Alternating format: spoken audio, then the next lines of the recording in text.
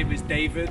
I'm from Nature's Child, and I'm here in a very, very special location.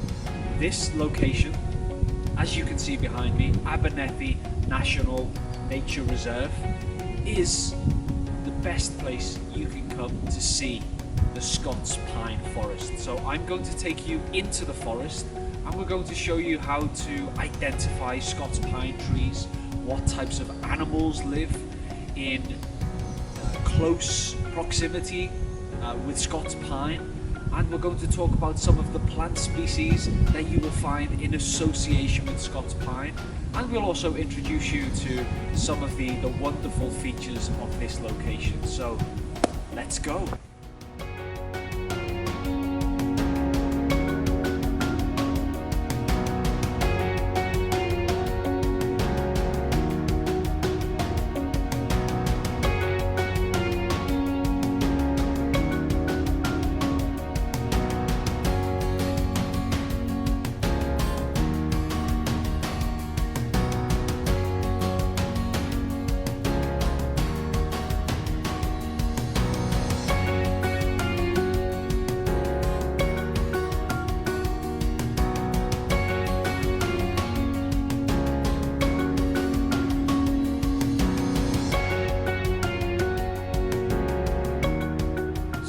How do you identify Scots pine?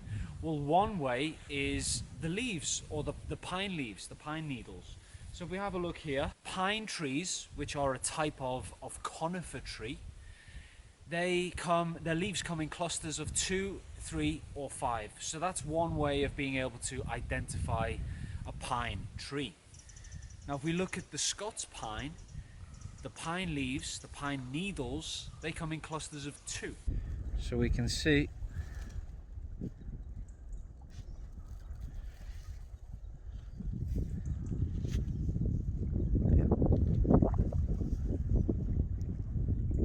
another way of being able to identify a Scots pine tree is by its bark. As you can see with this tree, near the base of the tree, the older it gets, the bark becomes fissured, so it's got all these cracks in. But you still can see some hints of red. So if you look in these places here, you can see some red coming through. So the bottom of the base will be greyish, fissured, with patches of red. But as we look up the trunk of the tree, you'll be able to see some reddish tints.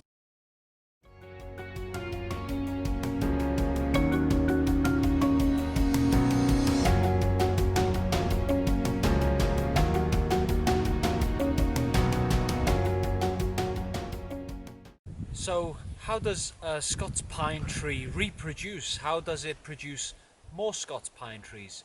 Well, if we pick up some of these cones, these pine cones contain the seeds of the pine tree, and they will open and the seeds will be scattered by the wind, or the birds will be able to eat the seeds within the pine cone, and they do that by wedging their beak inside the little gaps in the cone. They prise apart these gaps to make them bigger so they can access the seed, eat the seed, and then as they go about their daily life, they will drop droppings, poo, around the forest, and then maybe, if there are no deer nearby, a young Scots pine tree will shoot through the ground and turn into one of the giant Scots pine trees that you can see all in this beautiful Caledonian pine forest. So, will you be one of the lucky ones who has a Scottish Highlands ancient Scots pine cone in your Nature's Child box?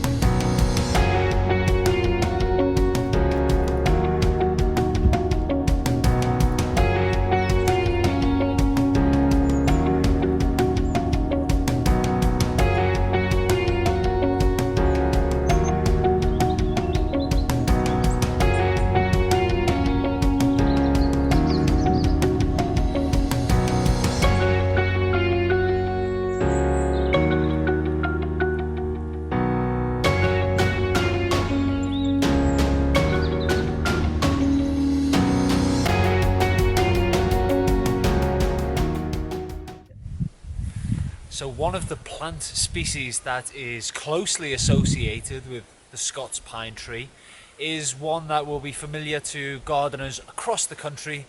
It's heather, also known by the Latin name, the scientific name, which is Calluna vulgaris. Now, these species, the Scots pine and the heather, they're actually both adapted to fire. So after a natural fire event, the Scots pine and the heather will regenerate extremely well. So this area in the past would have had natural disturbances, which would almost be a clear out of the forest, getting rid of some of the dead wood and allowing those young, fresh pine cones and heather to shoot back up. And this plant is planted in gardens across the country. You can also see it on moorland, which is it's a dominant plant in the moorland, but not here. Here it lives in coexistence with Scots pine and the other trees here.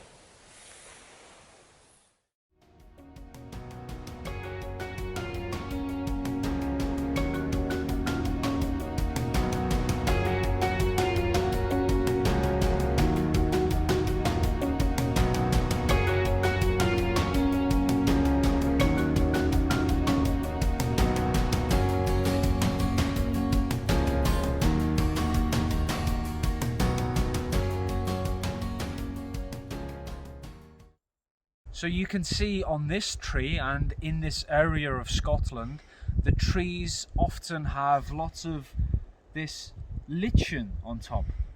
And these grow on top of wood, and they're actually a really good indicator of good air quality. So you tend to get trees that are covered with mosses and lichens in areas that are wet and have really good air quality.